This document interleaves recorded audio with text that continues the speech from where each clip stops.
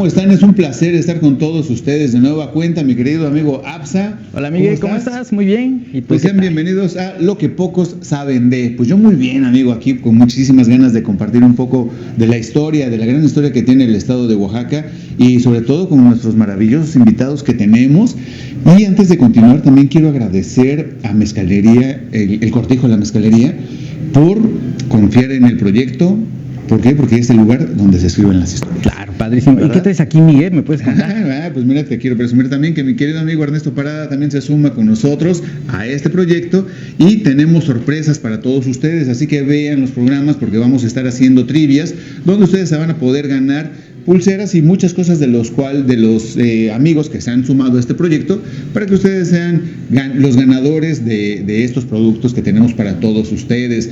Y pues hoy tenemos un programa muy lindo, ¿verdad? Sí, la verdad, un gran amigo va a venir a hablar con todos ustedes y nos va a platicar un tema muy importante. ¿De qué es? Claro, y creo que también es un lugar que muchos pasamos, los vemos, pero no sabemos qué es, ¿no? Así es. Entonces, creo que este tema va a ser muy importante. También sé que ya nos habían extrañado porque nos había tardado un poquito, pero ya vamos a platicar y vamos a invitar a nuestro amigo. Así es, amigos, así que ya saben, estamos aquí desde el Cortijo, la Mezcalería, y vamos a disfrutar de este programa que sea de mucho grado para todos ustedes y sobre todo el conocer y el compartir este tema tan importante que es el Instituto de Ciencias y Artes en su tercera sede. Así que vamos a una pausa y regresamos.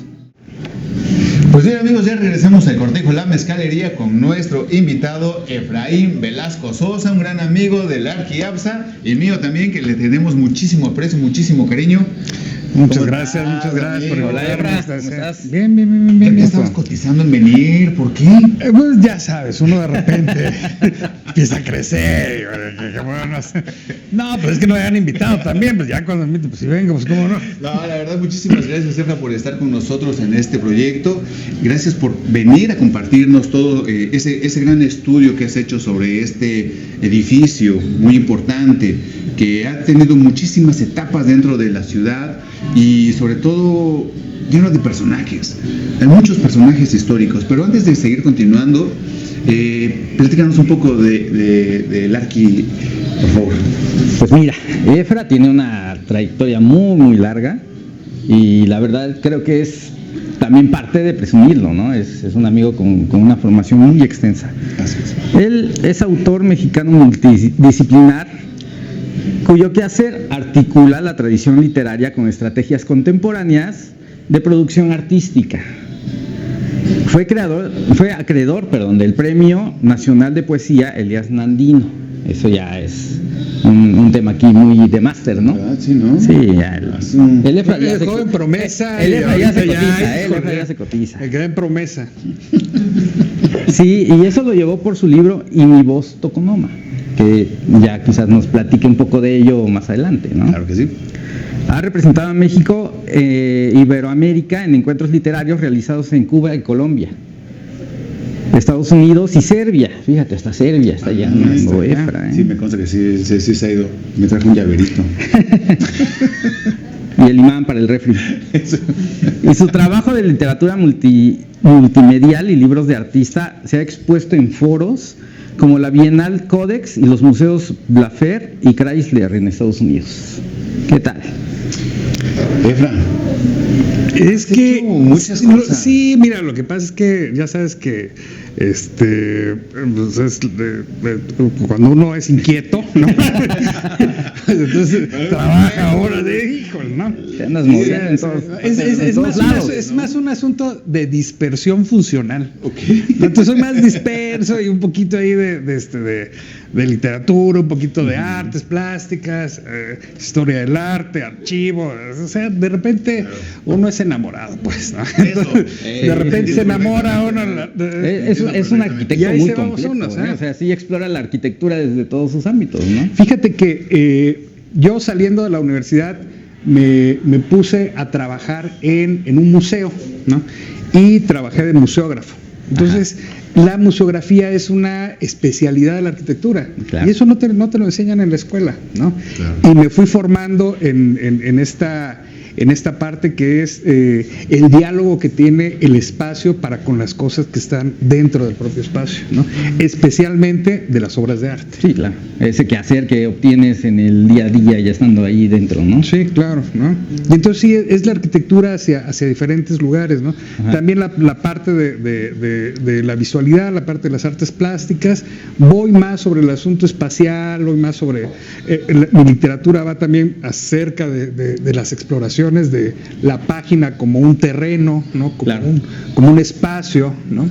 Entonces, yo creo que el pulso de todo esto que me mueve es la arquitectura, ¿no? O el trabajo del espacio, ¿no? Y ya, bueno, pues te vas llenando de herramientas y en esas herramientas pues vas virtiendo esta necesidad que tiene, esta pulsación que tiene uno sobre el espacio, ¿no?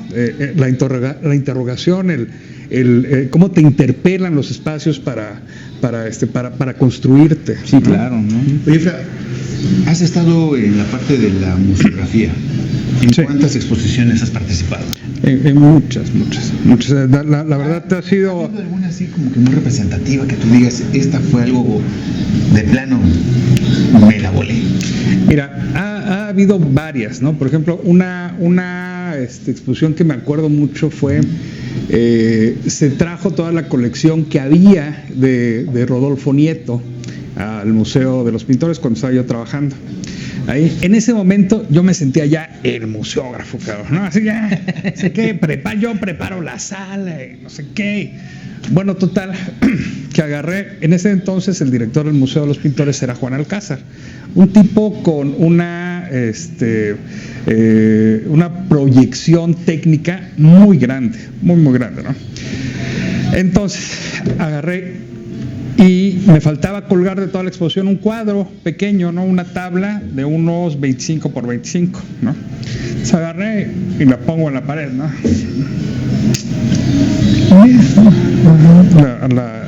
La presento, ¿no?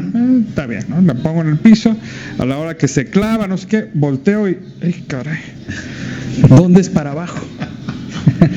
Tú cuando tienes un ojo ya adiestrado, ¿no? Puedes dar cuenta cómo se pintó algo, ¿no? De izquierda a derecha, de arriba hacia abajo, aunque no tenga la firma, ¿no? ¿Por qué? Porque en la pintura, sobre todo en la pintura o en estas expresiones en donde implica la fuerza del artista, ¿no? Del dibujo, ¿no? Puedes ver si es zurdo, si es derecho, si la fuerza, sí, claro. ¿Cómo imprime la fuerza en el soporte material? Bueno, pues yo no encontraba cómo era. No, y si era para arriba, y luego le daba la vuelta, no, pues es que la composición así queda. Le daba la vuelta y la composición así queda, ¿eh? Y le daba la vuelta y, bueno, ¿cuál es el para abajo y cuál es para arriba? ¿Cómo la cuelgo, no? Entonces fui ya con el director y digo, oiga, o sea, ¿qué? No puedo, no sé. No le doy, no encuentro, ¿no? Es una pieza abstracta de Rodolfo Nieto, no entiendo. Entonces cabrón con todo el colmillo del mundo, a ver, bueno, a ver, ponlo en el piso, ya lo puse en el piso. Párate aquí, ¿cómo está? No, pues está compuesta. Párate de este lado. ¿Cómo está?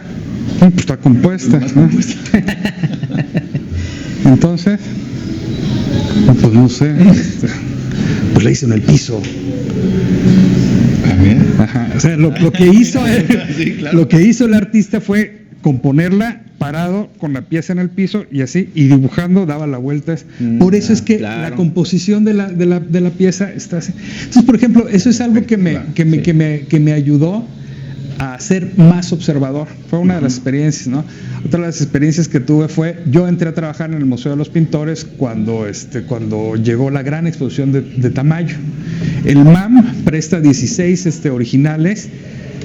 Alcázar pide toda la colección gráfica de Francisco Toledo de Tamayo y pide también todas las fotografías que hay de Tamayo. Entonces era la gran exposición a nivel nacional, ¿no?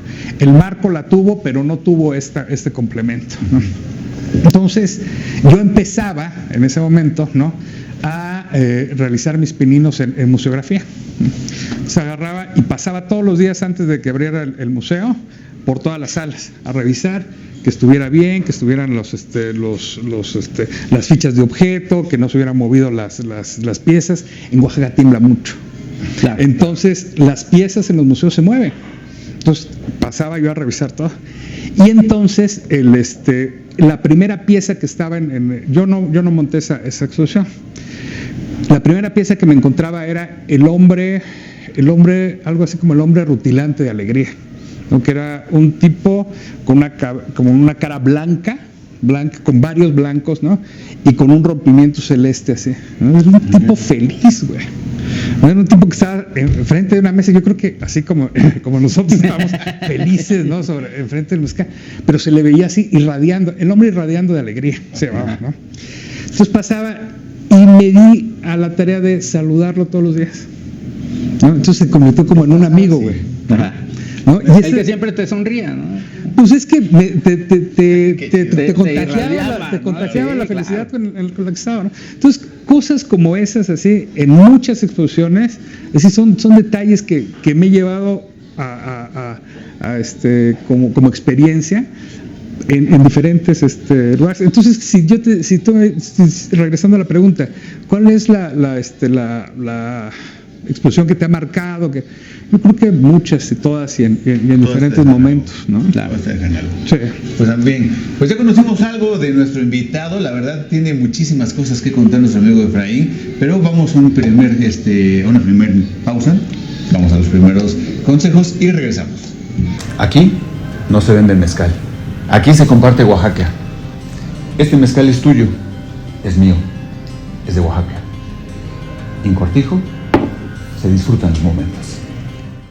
Pues bien, amigos, regresamos a la mezcalería El Cortijo, la mezcalería. Muchísimas gracias, amigos, por este apoyo, por estar con nosotros. También a nuestro amigo Ernesto Parada por confiar en este proyecto. Y Absam, tenemos un tema muy bonito que desarrollar el día de hoy y tenemos un experto, alguien que lo ha estudiado, claro, de una forma muy bonita, muy precisa. Ay, pero antes se me está olvidando. Muchísimas gracias a todos los que han venido para el programa. Gracias, sí, gracias. No son ni grabados ni nada, son paleros, no nada. Muy gracias. Baja el volumen. Sí. Así que muchísimas gracias por estar con nosotros.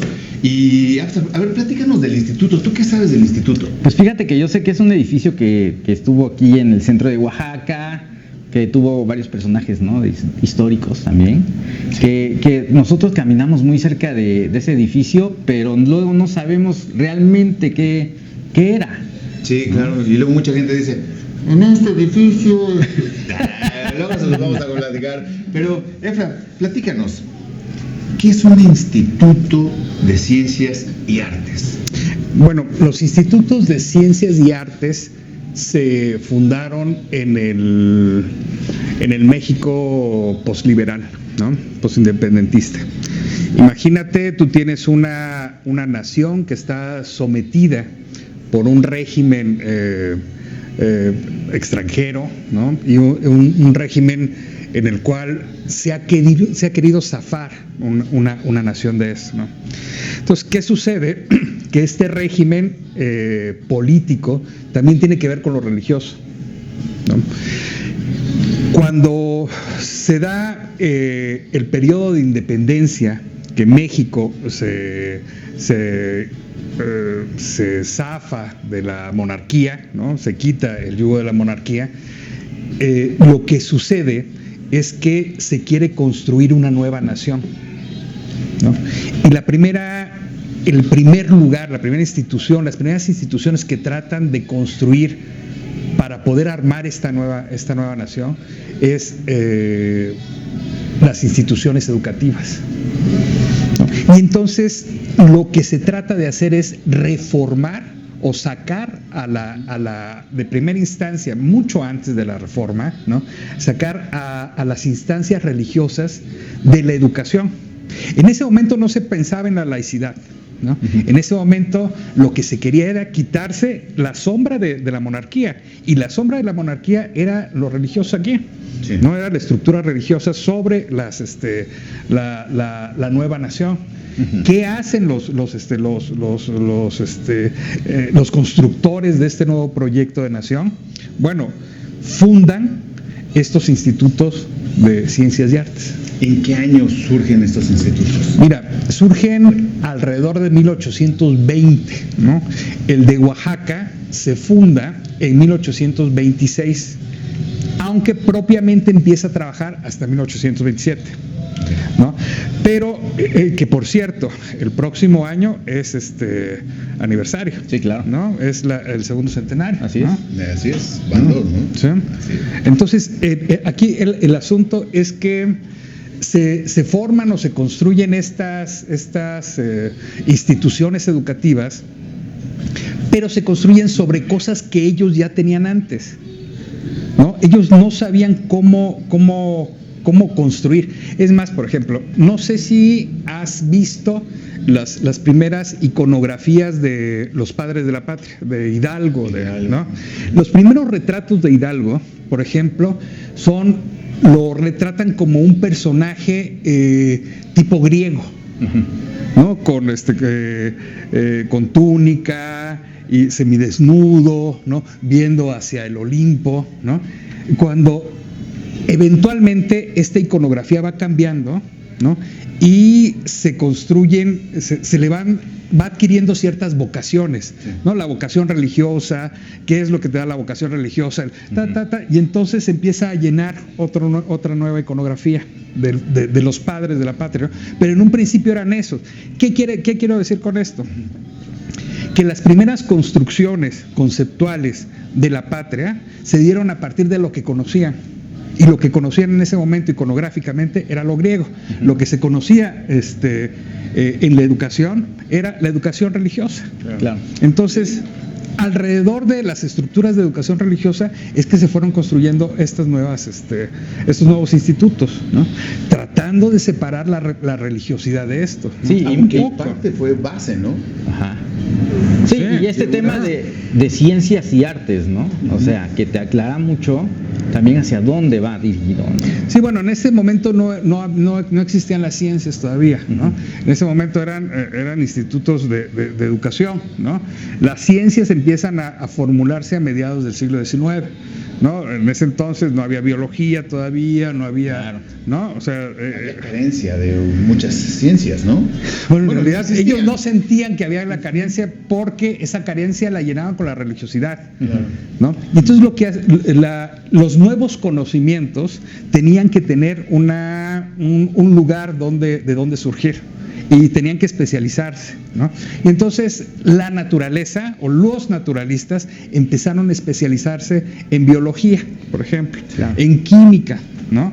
Sí. Entonces empezaron en geografía, ¿no? El naturalismo abarcaba todo eso, era la naturaleza, ¿no? Muy grande, ¿no? Sí, y es que en ese momento no nos damos, ahorita ya tenemos todo a la mano, pero no nos damos cuenta de las dificultades conceptuales, uh-huh. De construir las cosas, sí, ¿no? Claro. A mediados del siglo XVII no había una palabra que identificara lo que nosotros conocemos como el concepto de paisaje. Yeah. O sea, uno se paraba enfrente del monte y era un monte. Ajá, ¿no? Ahorita nosotros nos paramos enfrente del monte, bueno, es que el paisaje, ¿no? Sí, claro. Bueno, no había la concepción de paisaje. Un tratadista italiano que se avecinó en España, ¿no? Lorenzo, ahorita me acuerdo, con apellido italiano. Uh-huh. Lorenzo, en uno de sus tratados de pintura, intenta construir el concepto de paisaje. Uh-huh. Y lo que hace es decir, estos bellos pedazos de país que hay en las orillas. Claro. Ese es el concepto, sí. De paisaje estos bellos pedazos de país que hay en las orillas, ¿no? Y aparte muy bonito, sí. Muy bonito, bastante, ¿no? O sea, imagínate, concebir el concepto de paisaje como es la orilla del país, ¿no? Claro. Y es la orilla del país porque viene del concepto de pagos.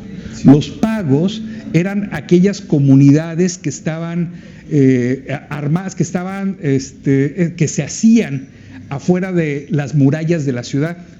Pero estaban tan lejos de las murallas de la ciudad que para poder identificarlas se necesitaban transmitir los hitos que había, los hitos naturales, claro, que había, lo que está por la barranca, lo que está por el árbol grande. Esas referencias. Esas referencias de la naturaleza, claro, ¿no? Ahí esos son los pagos, ajá, sí, ¿no? Esos son los primeros, y de ahí nace el concepto de país, ¿no? Entonces, cuando se refiere Lorenzo Verducci se refiere a estos bellos pedazos de país, habla de estas fronteras, ¿no?, lejanas de la ciudad, ¿no? Claro. ¿Sí? Imagínate, eso es para la construcción solamente del concepto paisaje. ¿Sí? Ahora, tú estás en un lugar, en un territorio que se acaba de independizar, ¿no? ¿Cómo se construye una nueva nación? Claro, una dificultad. ¿Cómo le das forma? ¿Cómo proyectas? ¿No? Sí, claro. Lo primero que tienes es lo que tienes a la mano. Como Verducci tenía a los países, ¿no?, lo que se tenía aquí eran las instituciones religiosas de educación. Sí. Entonces, sobre esas es sobre las que se construyen los institutos de ciencia, bueno, los institutos los primeros institutos de educación. Ajá, claro. Oye, ¿y hubo más institutos en México? Claro. ¿Qué tipo de escuela se asemejaba a la educación que daba un instituto? Mira, primero yo creo que no debemos de perder de vista que sí hubo algunos institutos en México, no hubo muchos, ¿no? Pero hubo en las ciudades que había mayor mayor bonanza económica, ¿no? Oaxaca en ese momento acababa de perder la bonanza económica, pero no la esperanza de seguirla teniendo, claro, ¿no? A mediados finales del 18 más o menos fue que se encontró un reemplazo para la grana cochinilla, pero antes de eso Oaxaca era riquísima, ¿no? Sí. Oaxaca se conocía, la ciudad de Oaxaca se conocía hasta en China, ¿no? ¿Por qué? Porque la cochinilla se exportaba, sí, claro, se exportaba en grandes cantidades, y Oaxaca era el lugar de donde salía todo. Toda la cochinilla del mundo la proveía Oaxaca, ¿no? Y ahora ya nada, ¿no? Y ahora ya bueno, muy es que amigos te digo, hay un asunto que no hay que perder de vista. Sí. Oaxaca era un centro político y económico muy importante de la Nueva España, ¿no? Se pierde, se independiza México, se pierde el producto principal de exportación de económico, ¿no? Sin embargo, pocos años después es que se empiezan a fundar los institutos, ¿no? Después de la independencia, ¿no? Se tenía la esperanza de que Oaxaca continuara en una bonanza política. Por eso es que se fundó el instituto aquí.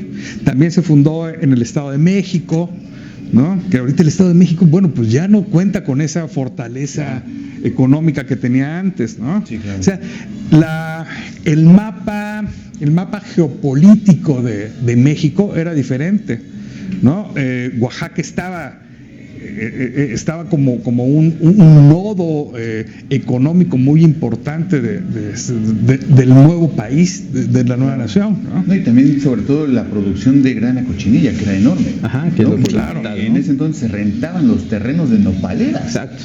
¿No? O sea, era un negociazo en esa época, sí, tener grana cochinilla, venderla, rentar los terrenos. Nada más fíjate, piensa en esto, ¿no? ¿Cuántas iglesias hay en el centro histórico? O sea, ¿por qué? ¿Cómo se construye una iglesia? ¿Cuánto cuesta construir una iglesia? ¿No? ¿Por qué estaban interesados en tener sus sedes aquí las órdenes? Claro, porque había mucha lana. Pero había mucha lana. Que también vamos a esta situación de, como dices, cambiar esta parte de la religión, de la iglesia, la educación desde la iglesia, a esta educación ya más enfocada a la nación.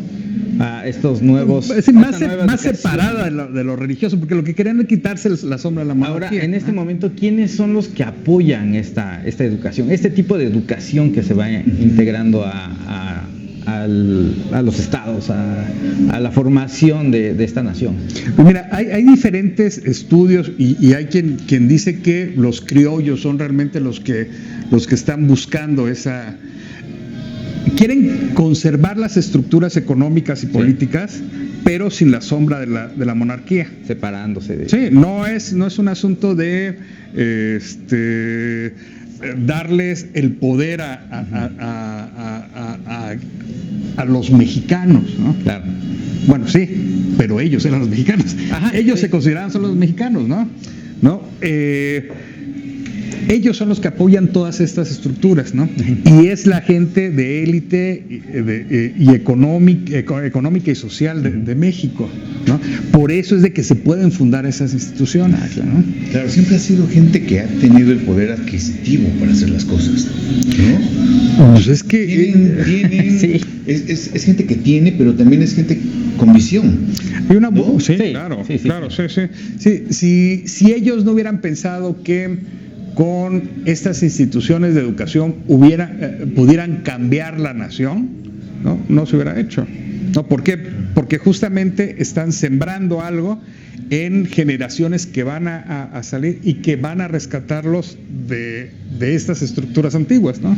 Sí, y bien, aquí para este entonces, se funda el primer Instituto de Ciencias y Artes. Y no creo que haya funcionado así como al 100%, sino que hay así como Tuvo con un altibajos. proceso. Claro, o sea. Sí, todo sería un proceso lento, como que friccionando, porque siempre cuando se crea algo que no le gusta a la iglesia, porque antes estaba la iglesia muy al tanto de todo lo que se hacía y no se hacía, sí, tenía que tener como que la bendición de la iglesia como para que te dejaran hacer las cosas. Sí, no hubo una separación Y aquí real. se rompió bastante. No, mira, piensa por ejemplo en la construcción, en la morfología de la ciudad, ¿no? El tamaño de las calles es un tamaño de calles es procesional. Ya. Es para que la gente camine en procesiones religiosas, Claro. ¿no? Por eso ese es el ancho de las calles. ¿Así? Bueno, y es en ese tipo de ciudades como Oaxaca, que tenemos el ejemplo, en donde realmente el caminar se disfruta porque tiene esa vocación, esa claro, proporción, por ¿no? Esa supuesto, dimensión. por supuesto. Sí, es el gusto de caminar de Oaxaca. Exacto. Justo por eso, porque Oaxaca está hecha para caminarse, caminarse colectivamente en un principio, Sí, ¿no? claro. Sí, no son calles así, cuadras panteoneras, dijeran, ¿no? O sea, Exacto. es una traza corta, no son exageradas, no llegamos a los 100 metros, dentro Así de los es. escritos está que está trazada vara y a cordel, 90 varas, y es por eso también esta parte de un disfrute dentro de su traza. Y a lo mejor por eso es que es vara, ¿no? Pero bueno, aquí, en el primer Instituto de Ciencias y Artes se coloca sobre la calle de actualmente Hidalgo, ¿no? Este primer instituto perteneció a Manuel Fernández Fiallo, donde estudió Benito Juárez. Bueno, el instituto no perteneció a Fiallo. No, Sino se que edifica en la casa dentro de la que fue, ¿no? de Fiallo fue que se instaló el primer El instituto. primer instituto. Ajá. El primer instituto no con roces, pero sí a marcha forzada fue que empezó a trabajar, ¿no? Los primeros, ya con más soltura en el segundo edificio, San Pablo, Sí. ¿no? Primer encuentro también hay de dos personajes muy importantes para la historia, Díaz Juárez, ¿no? Con más soltura para el trabajo, Claro. con más soltura para las materias, con más soltura para tener más apertura para otros temas, ¿no? Tercera sede. Bueno, antes de que empezamos a la tercera sede, nosotros vemos ahorita un poco descuidado la sede de la que fue el instituto, ¿no? Y pensamos que en esas mismas circunstancias estaba San Pablo, ¿no? O estuvieron las sedes del instituto antes de que se cambiara, ¿no? Así, yo, ahora me tengo que cambiar. No. estaba en ruinas San Pablo, ¿no? Sí.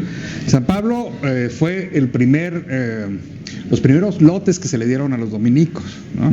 Cuando los dominicos llegan a México, se encuentran a Hernán Cortés, que está en Ciudad de México. Hernán Cortés en ese momento se dirigía hacia España para pedir su título de marquesado, de marqués, ¿no?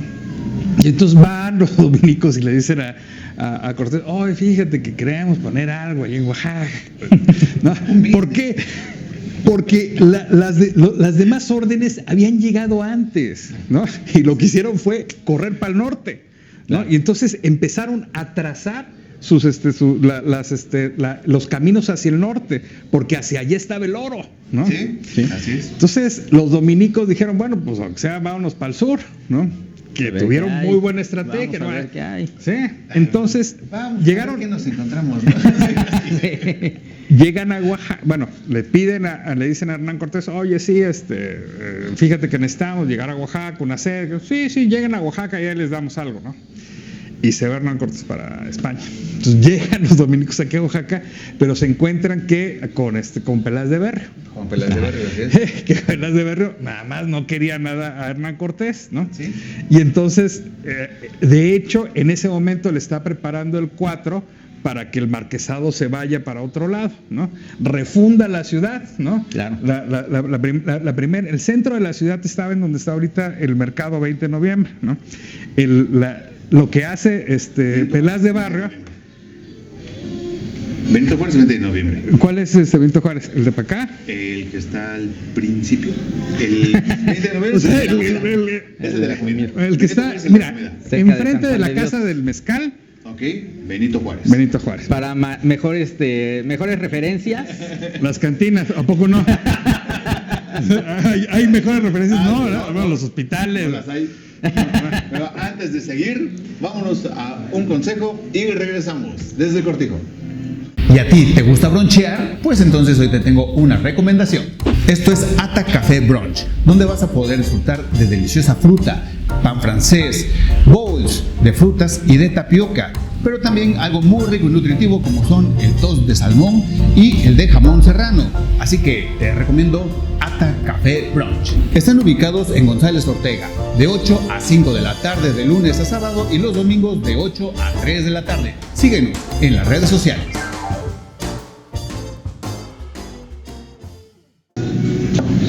Y pues regresamos al Cortijo La Mezcalería, degustando de estos deliciosos mezcales. Y no se queden con las ganas de aplaudirse. ¿Verdad? Pero sobre todo que se están enterando de este chismecito histórico que muchos no conocen. Claro. Por eso es lo que pocos saben de. Así que, ¿tú qué estás degustando, mi querida Absa? Yo un tequilana. ¿Tequilanita? Riquísimo, ¿eh? Salucita. Saludcita. Un pichumel. Pichumel, sí, así es. Y yo estoy degustando un bicuiche. Un bicuiche, así que pues, salud para todos. Salud. Qué cosa más bonita. Qué cosa. Como experto, ¿no? Cosa bien hecha, cosa bien hecha. Cosa bonita, cosa bien hecha. Y pues bien, seguimos aquí en el lugar donde se escriben las historias y sobre todo donde se cuentan. Y pues qué bonito es estar platicando sobre este tema. Hay muchísimas cosas que platicar, mi querido Efra. Pero, ¿qué te parece si nos vamos a la tercera sede del instituto? Ok. ¿Qué hubo en esa tercera sede? ¿Por qué? Bueno, pero antes de esto, ¿qué hubo antes? ¿Qué fue ese edificio? Bueno, mira, una de las cosas más importantes de este territorio, de esta situación, de este sitio, de este lugar, es que pensemos en estos rituales que se hacían para poder escoger las ciudades, ¿no? Entonces pensamos en el mítico Aztlán, por ejemplo, claro, ¿no? Sí, en Rómulo y Rémulo, ¿no? En estas historias míticas de la ciudad. La ciudad, Sí. ¿no? O las ciudades tienen un punto cero, ¿no? Claro.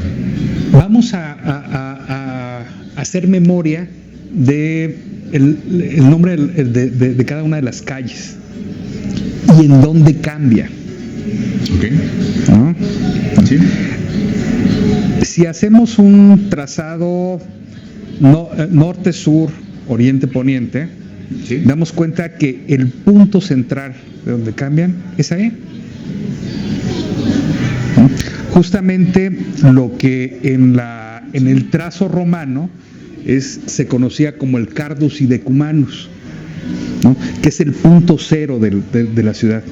¿Por qué el punto cero de la ciudad está detrás de catedral?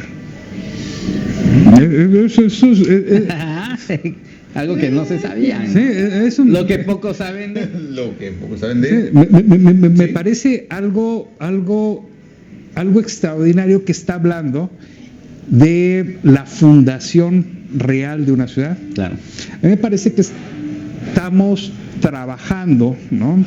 En torno a una fundación mítica de la ciudad, ¿no? Al kilómetro cero de la ciudad. Bueno, pero estas son especulaciones, ¿no? Porque son vestigios o testigos que tenemos hasta estos días de ese punto, ¿no? Pero sí sirve para pensarle, ¿eh? A mí me Sí, parece claro, que es sí, necesario claro, sí. pensar Sí, por sí, qué sí, sí, justamente completamente. ese es el punto medio de la ciudad. Habría que recorrer la planimetría, ¿no? Histórica de Oaxaca para ver cómo se fue construyendo, Sí. ¿no? Porque en el momento en el que llegan los nahuas a Oaxaca a administrar la ciudad, bueno, ya había habido pueblos que habían estado aquí. Señoríos, ¿no? Sí, señorío. O sea, Oaxaca era un punto muy importante y regresamos al asunto de los dineros, ¿no? Para el tráfico de mercancía del altiplano hacia Guatemala. Sí, esa ciudad de paso, ¿no? Que Sí, obligaba el territorio, ¿no? exactamente. ¿Por qué? Porque estás entre dos sierras, Así es. ¿no? Entonces tienes que pasar por la ciudad. Sí. Es una aduana. Claro, natural. Es una aduana natural, Sí, claro, claro. ¿no? Entonces, bueno, ¿qué sucede? Que se vuelve en un punto económico muy importante, Sí, ¿no? Qué peso. Mira. Y sin embargo, lo que sucede con la historia de los olmecas igual, ¿no? No se sabe exactamente quién estuvo poblando el territorio en un principio. Se tienen registros de los zapotecas y los mixtecas y sus peleas y la construcción de mitos que hicieron después. Sin embargo, antes de eso seguía habiendo una población o comunidades que estaban poblando aquí. O sea, tanto hubo comunidades que se encuentra en los valles centrales el primer registro, el registro más antiguo de maíz del mundo, Sí. ¿no? O sea, que quiere decir que hubo poblaciones aquí mucho antes de que se estructuraran como sociedades complejas, Sí, así es. ¿no? Bueno, entonces resulta que este punto es el Cardus Idecumanus oaxaqueño, ¿no? En ese momento, bueno, muchos años antes, ¿no? Llega un obispo a Oaxaca, Rubirosa, ¿no? Rubirosa adquiere ese predio y construye su casa en ese lugar. ¿Qué sucede con Rubirosa? Bueno, Rubirosa llega con el asunto del diezmo. Ok, por esa sorpresa, ¿qué pasó? Bueno, Algo interesante. evidentemente la población de aquí no estaba acostumbrada a dar el 10% de lo que Sí, claro, ganaba, ¿no? no. Y entonces se le fue y a la encima. fecha nadie está acostumbrado a dar el 10% de lo No, que el se pide. 18% de lo que uno gana, ¿no? Sí, no, ¿cómo? Bueno, entonces de repente se le echa a la gente encima a Rubirosa, ¿no? Y lo que hace para tratar de trabajar este asunto con la población es fundar en ese lugar el seminario. Existió un seminario en Por supuesto, ¿no? Y no solamente un seminario, sino el seminario, ¿no? ¿Por qué? Porque con bula papal, ¿no? Este seminario Ok, ajá. se convirtió en el seminario del sur.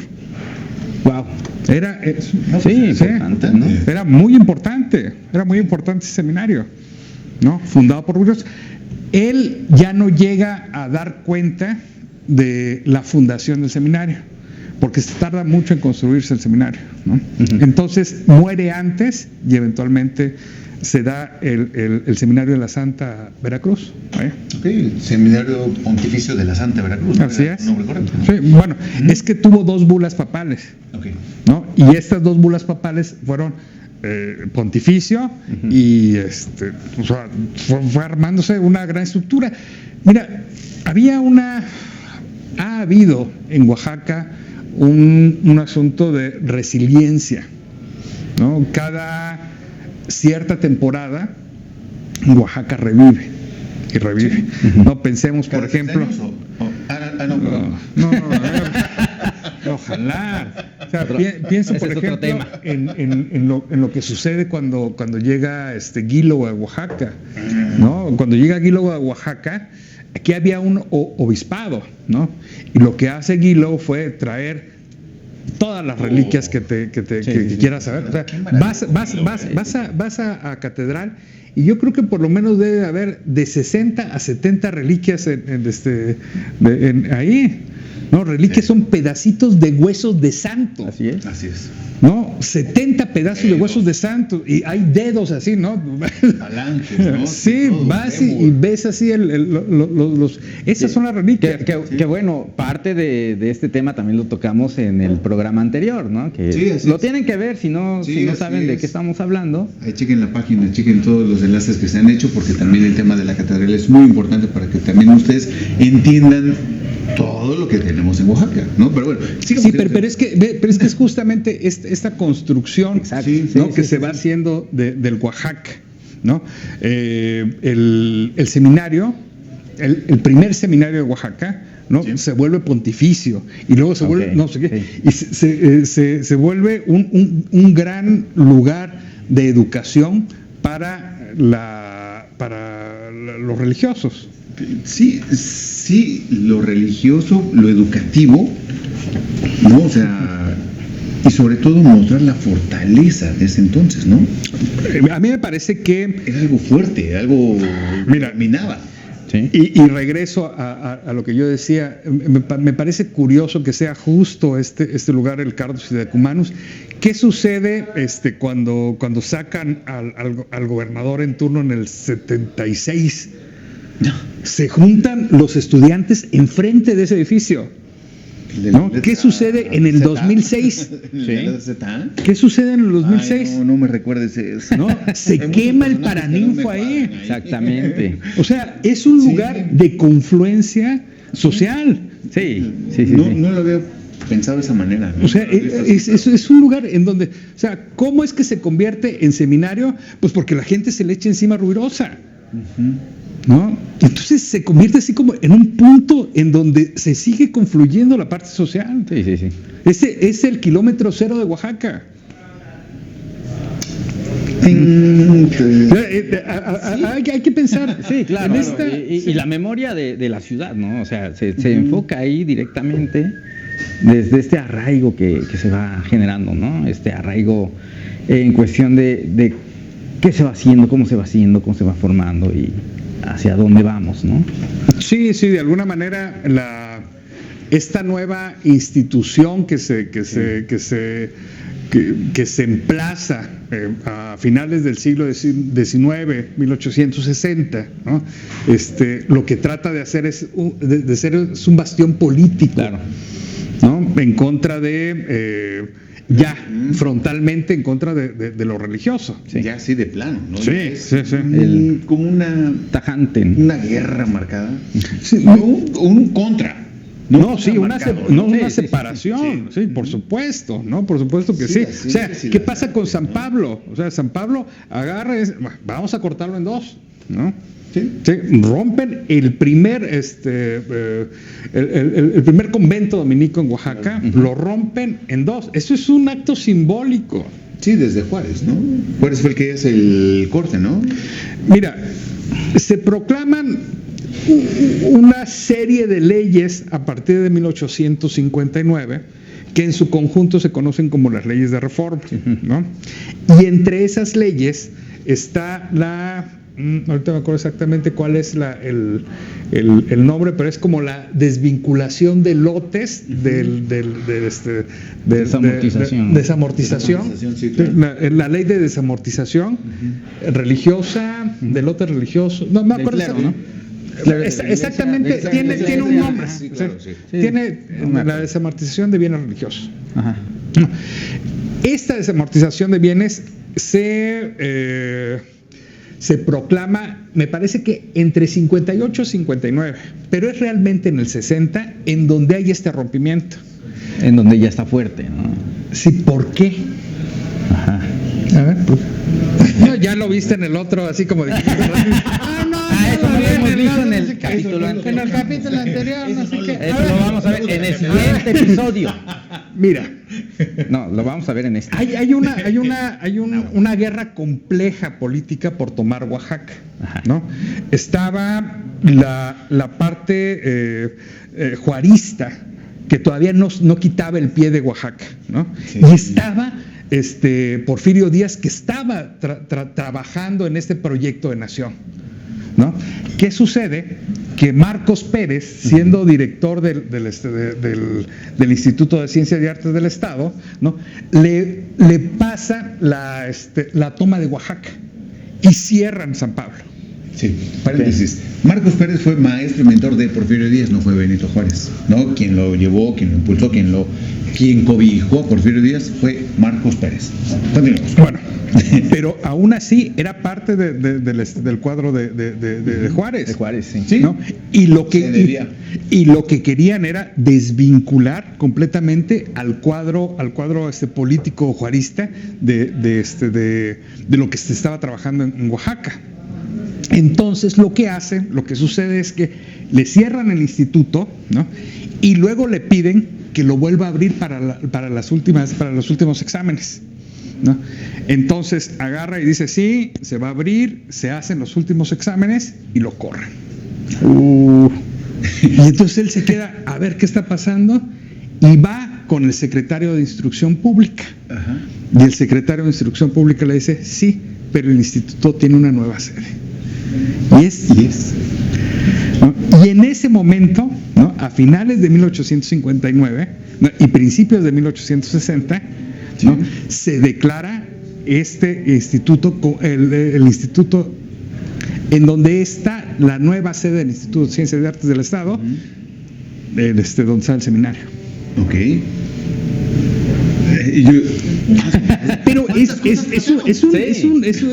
es un enclave político de... Jale y estire. Sí, Por claro. supuesto. No, o sea, Por supuesto, allá hay un asunto político que le da la vuelta a Benito Juárez, ¿no? Sí. Para dejarlo sin huestes en Oaxaca, ¿no? Y empieza a posicionar la nueva política, que es justamente en donde está trabajando Porfirio Díaz. ya. Sí, porque Sí, ahí claro. en ese entonces era el bibliotecario, Sí. ¿no? Pero bueno, también ya en esta nueva sede, ¿qué trae de beneficio para Oaxaca esta nueva sede? No ¿Qué aportó, sé exactamente. ¿Qué ayudó? ¿Qué personajes se desarrollaron ahí en la forma estudiantil? Hubo mucha gente que estudió ahí, porque he escuchado, ¿no? Voy caminando por la calle y dicen, aquí estudió Benito Juárez y Porfirio Díaz, o sea, ya nos queda claro que no, falso. Pero, ¿qué hubo aquí en este instituto que se volvió tan importante? ¿Cuáles fueron las modernidades que existieron dentro para que fuera el gran instituto de ciencias y artes? ¿Qué marcó, no? ¿Qué marcó? ¿Qué hubo? Mira, yo creo que hay que dar cuenta de la dinámica social del país, ¿no? ¿En qué momento empieza a entrar la modernización a México? La modernización es un proceso cultural, ¿no? Que tiene que ver con la parte política, las artes y muchas cosas que cambia la perspectiva de vida. Pensemos, por ejemplo, en este proceso de modernización que empezó en Francia, ¿no? Sí. el golpe de realidad que tienen los artistas en el cambio de morfología de la ciudad es que hace que nazca el movimiento de los poetas malditos. Hasta ese momento, la poesía se dedicaba solamente a describir las cosas bonitas, ¿no? A describir qué sucede y lo bonito y la flor que nace y no sé qué. Y entonces dicen los poetas, no, nosotros tenemos que responder a una realidad. Y nuestra realidad está cambiando, y nuestra realidad está llena de hollín, y nuestra realidad está llena de gente que se está tirando al río porque no tiene con qué comer, y eso hay que notarlo, eso hay que hacerlo notar. Sí. ¿No? Y entonces empieza este nuevo movimiento desde la poesía para poder nombrar la nueva realidad. ¿No? Imagínate qué potencia tiene este asunto de movimiento de la modernidad, esta modernidad que llega a Oaxaca, ¿no? Sí. Que se encarna en el ferrocarril, ¿no? Porque el ferrocarril es la modernidad de Oaxaca, ¿no? Fue el parteaguas. Por supuesto, ¿no? De lo que éramos y de lo que comenzamos a hacer. Entonces, ¿qué sucede? Que se pasa esta institución educativa a un lugar en donde antes era el seminario. ¿Por qué? Porque conceptualmente lo que querían era la plaza. La conquista. ¿No? O sea, a mí, tú me dominabas de manera religiosa. Sí. ¿No? Disculpa, pero ahorita quien mando soy yo. ¿No? Y mi institución educativa va a estar en este lugar. Donde fue la escuela de muchos. Y fue la escuela de la religión en el sureste. Sí. ¿No? Entonces, ¿qué sucede?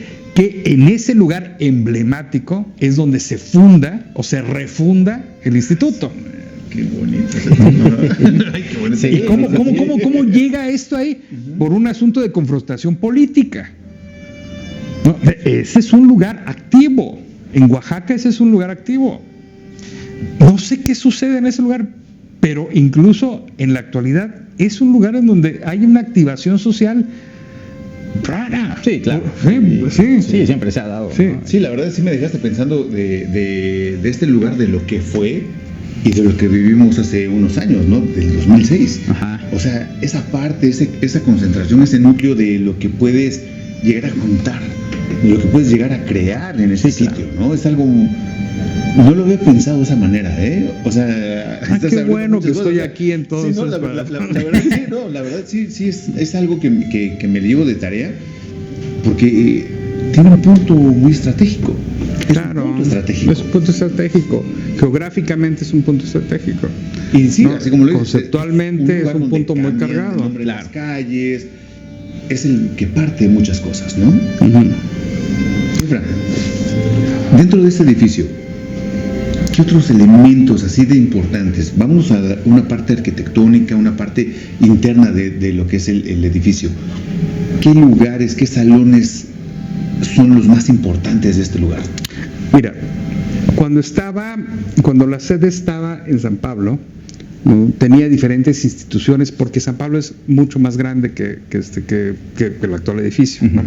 Entonces estaba instrucción básica, ¿no? Estaba la Guardia Nacional también ahí, vivía... La Guardia Nacional ya existía desde antes, no es cosa nueva.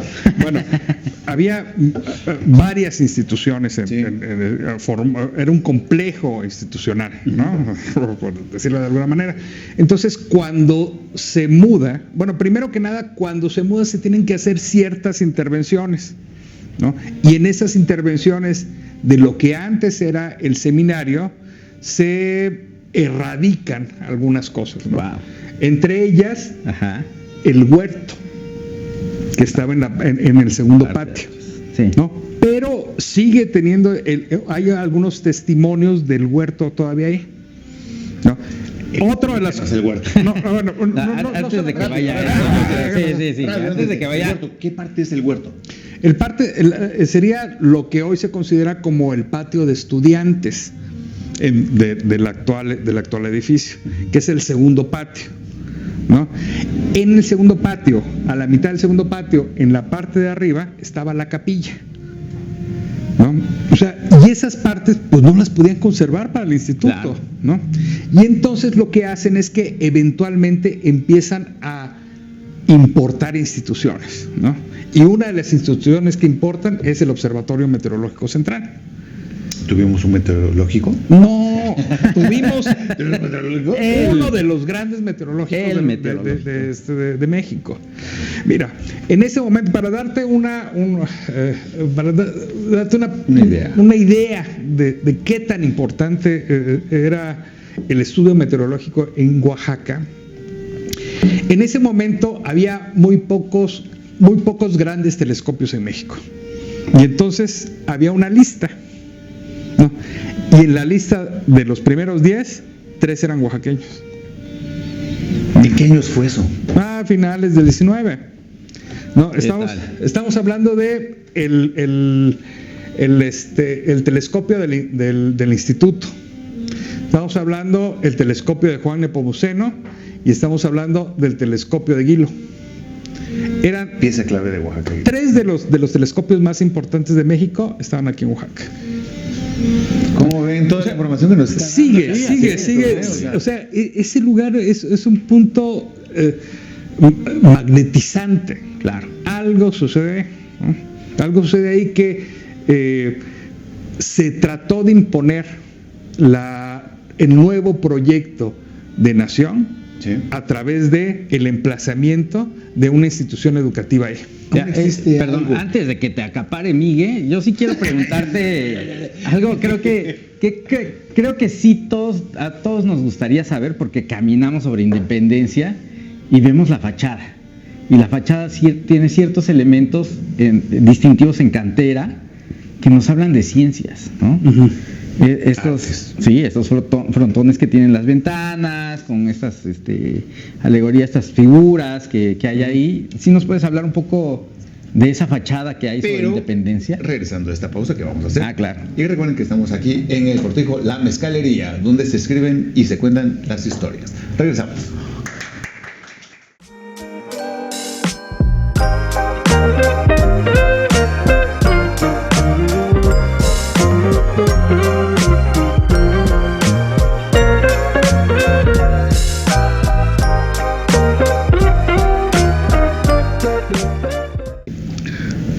Bienvenidos amigos nuevamente. Gracias, el aplauso aquí del público. Ahorita les vamos a dar su mocha. Ándale. Y regresamos nuevamente. Agradecemos otra vez al Cortijo La Mezcalería. Así es, efectivamente. Y seguimos aquí con Miguel. Arquitecto Efra. La neta, ¿cuántas cosas se han tocado? Todavía no llegamos al meollo. Nos vamos a quedar como en una segunda parte, si es que el patrón lo permite. Ya dijo, adelante. ¿Escuchan algo? Adelante. Ahí está. Este tema va. Esa voz me agrada. Este tema da para una segunda parte. Claro. ¿No? Pero a mí me parece que más que el tema es el pulso, ¿no? La pulsación, este asunto de tratar de saber de dónde venimos, ¿no? Eso. Porque principalmente yo creo que lo que nos tiene sentados aquí enfrente de ellos y con la gente que nos está escuchando y con la gente que nos acompaña es justamente la construcción de la identidad, ¿no? Uno está construyendo su identidad continuamente y de repente es necesario tener un pie en el pasado para saber de dónde venimos y hacia dónde vamos, ¿no? Sí, así. Sí, sin duda alguna, ¿no? Efra, la verdad yo me quedé muy... conozco parte de la historia, pero también tú ahorita en esta plática me has apoyado muchísimo para ponerme a trabajar un poco más sobre causas, motivos, razones, pararme un poquito más de tiempo en esas esquinas que tenemos y ver detenidamente, ¿no? Las nomenclaturas de las calles, la orientación, claro. Todo se basa si tú quieres, una cosmovisión, pero también hay muchas cosas detrás de ello, un crecimiento histórico, un crecimiento político, un crecimiento religioso, porque también al principio fuimos un crecimiento religioso. Sin ello no desarrollamos a que creciera la parte política. Somos descendientes de algo que fue una conquista, que después fue una rebelión y que después fue algo que nos trajo un progreso, una educación, un sentido, un tener más conocimiento para la vida, unas ciencias, unas artes. Como lo dijiste hace rato, no se conocían las ciencias en ese momento. Sí, no había una... Lo que era el paisajismo, ¿no? ahorita no existía ese término. El paisaje, sí, claro. No existía la palabra paisaje, no existía la palabra ciencia. Eran artes, música, pintura, ¿no? Marcos y Pac de Aquino. Era una forma de conocer el mundo, ¿no? Sí. Algo sucede fuera de nosotros y es necesario conocerlo. Y algo, sobre todo, iconográfico, porque una de nuestras primeras enseñanzas fue la iconografía, ¿no? Veías un sol, veías una luna, veías otros elementos, y de los cuales nuestros antiguos se dedicaban a hacerlo. Y también por eso no le quitaron el mérito del arte. Pero después comienza una evolución en la que nos marca una ciencia, las ciencias. Vamos a tener un segundo programa sobre este tema, del tercer edificio, de la tercera sede del Instituto de Ciencias y Artes, sobre qué fue, personajes. Efra, te estoy comprometiendo de una vez, y pues con el permiso de nuestros amigos del Cortijo, a que regreses y nos sigas platicando y sigamos conociendo más sobre este punto que yo no lo había visto de esta manera, que fuera tan importante para el desarrollo y crecimiento de Oaxaca. Muchas personas, muchos personajes antes en el proceso de construcción del Instituto de Ciencias, personajes importantes, muchos gobernadores y otros presidentes. Claro. Así que vamos sí, tenemos que seguir. Un montón, ¿no? ¿Verdad? Sí, ¿Verdad, mi querido? así es. Sí, y la verdad, antes de que se nos olvide también, yo tenía una pregunta y creo que es importante retomarla. Me siento así como en un examen. Y mira, hablando en tu lenguaje de poeta, arquitecto, vamos a hacer estos flaners, estos transeúntes que observamos y vemos la ciudad y hacemos lectura de la ciudad. Mira, yo creo que el flaner es un personaje que ya se extinguió, ¿no? Sí. Porque primero que nada tiene una vocación de vago. También, sí, claro. Y actualmente me parece que el espíritu del lugar, el espíritu no nos invita, o ya ha clausurado esta concepción de vagancia. Sí. ¿No? El flaner es aquel que se pasea por la ciudad sin tener que tener una clausura de su tiempo, ¿no? Sino es el que va observando, el que va dando los detalles, el que va conociendo, el que se para, el que puede dilatarse 1000 años en un observando, ¿no? Y analizando, ¿no? Yo creo que no. Yo creo que la circunstancia histórica no nos permitiría esta figura.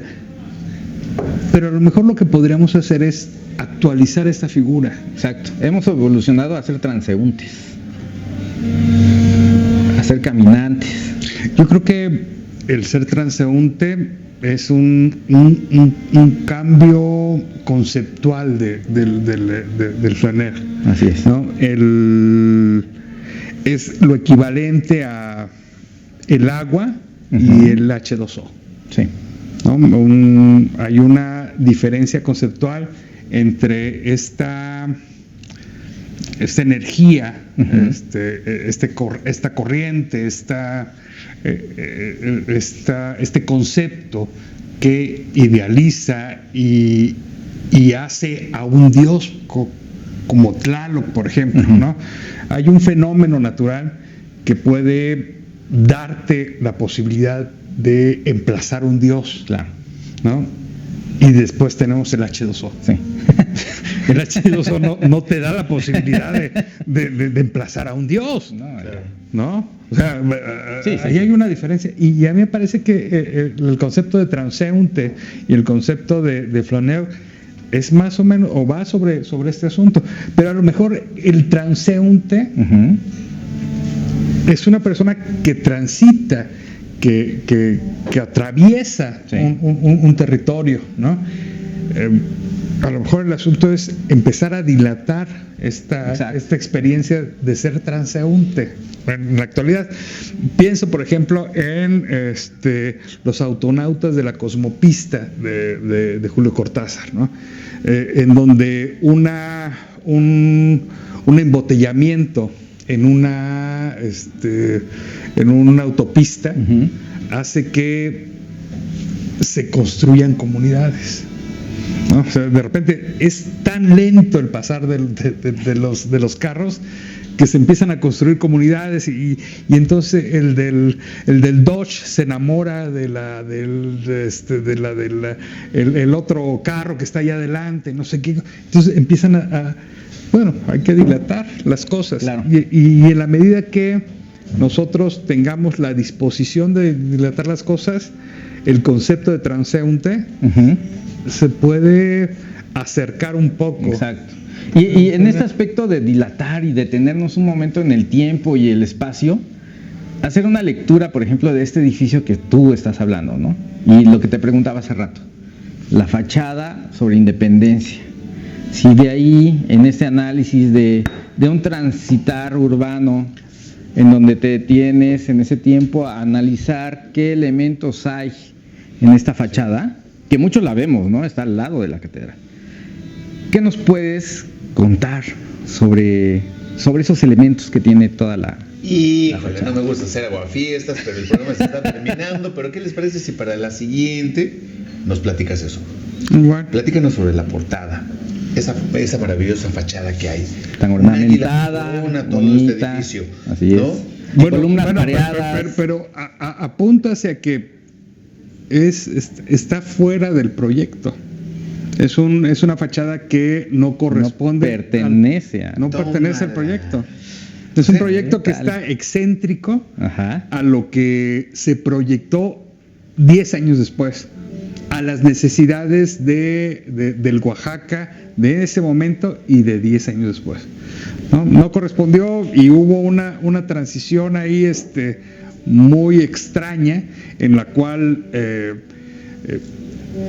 llevó a un arquitecto a utilizar unos recursos conceptuales diferentes para formalizar lo que estaba sucediendo en ese momento.